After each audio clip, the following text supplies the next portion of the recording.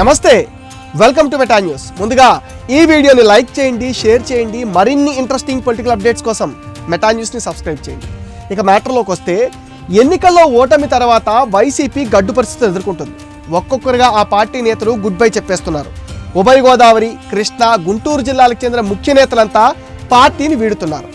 ఇప్పటికే మాజీ మంత్రులు ఆళ్ల నాని, మోపిదేవి వెంకటరమణ, మాజీ ఎమ్మెల్యేలు మద్దాలగిరి, కిలారి రోసయ్య, పెండెం దొరబాబు, ఎంపీ బేదా మస్తాన్ రావు రాజీనామాలు చేశారు. ఇక నేడో రేపో మాజీ మంత్రి బాలినేని బాబాయ్ చెప్పేస్తారని ఊహాగానాలు అయితే వినిపిస్తుండగా, తాజాగా మరో పేరు తెరపైకి వచ్చింది. మాజీ ప్రభుత్వ విప్ సామినేని ఉదయభాను వైసీపీని వీడతారనే టాక్ అయితే వినిపిస్తుంది. త్వరలోనే ఆయన జనసేన పార్టీలో చేరతారనే ప్రచారం అయితే జోరుగా సాగుతుంది.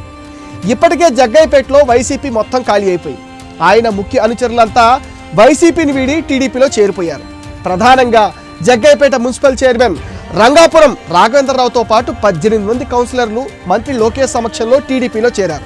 ఈ సమయంలో ఉదయభాను కూడా వైసీపీని వీడతారని జగ్గయ్యపేట ఎమ్మెల్యే శ్రీరామ్ తాతయ్య వ్యాఖ్యానించారు.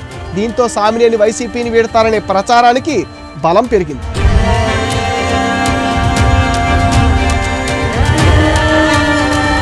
(1999) తొలిసారి ఎమ్మెల్యేగా గెలిచిన ఉదయభాను మొత్తం 3 సార్లు శాసనసభ సభ్యుడిగా సేవలందించారు. మాజీ ముఖ్యమంత్రి వైఎస్కు అత్యంత సన్నిహితుడైన ఉదయభాను వైఎస్ మరణానంతరం వైసీపీలో చేరారు. ఆ పార్టీ ఆవిర్భావం నుంచి అధినేత జగన్తోనే ఉన్నారు. గత ప్రభుత్వంలో జగన్ తనను మంత్రి చేస్తారని ఆశించారు ఉదయభాను. తొలి విడతలో దక్కకపోయినా రెండో విడతలోనైనా మంత్రి పదవి ఇస్తారని భావించారు. కానీ జగన్ విప్ పదవితో సరిపెట్టారు. దీంతో అప్పటి నుంచి జగన్ పైన సామినేని తీవ్ర అసంతృప్తితో ఉన్నారని అంటున్నారు. ఇక ఈ ఏడాది జరిగిన అసెంబ్లీ ఎన్నికల్లో ఉదయభాను ఓడిపోయారు. దీంతో ఆయన యాక్టివ్నెస్ తగ్గించారు.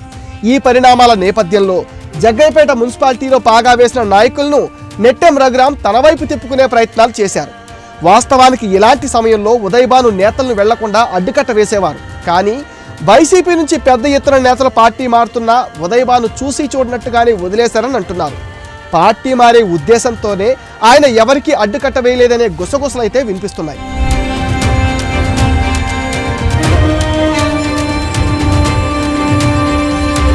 ప్రస్తుతం జగ్గయ్యపేట టీడీపీలో ఎమ్మెల్యే సీటు ఖాళీ లేకపోవడంతో ఆ స్థానంలో బలమైన నేత ఉండడంతో ఉదయభాను ప్రత్యామ్నాయంగా జనసేన వైపు చూస్తున్నట్టు చెప్తున్నారు.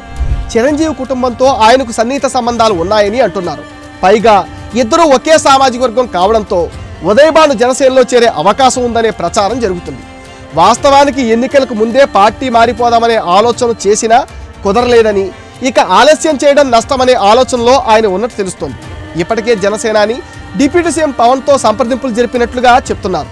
అన్నీ అనుకున్నట్టు జరిగితే త్వరలోనే ఉదయభాను జనసేనలోకి ఎంట్రీ ఇస్తారని, ఎన్టీఆర్ జిల్లా అధ్యక్ష బాధ్యతలు అప్పగించే అవకాశం ఉందనే టాక్ అయితే వినిపిస్తుంది.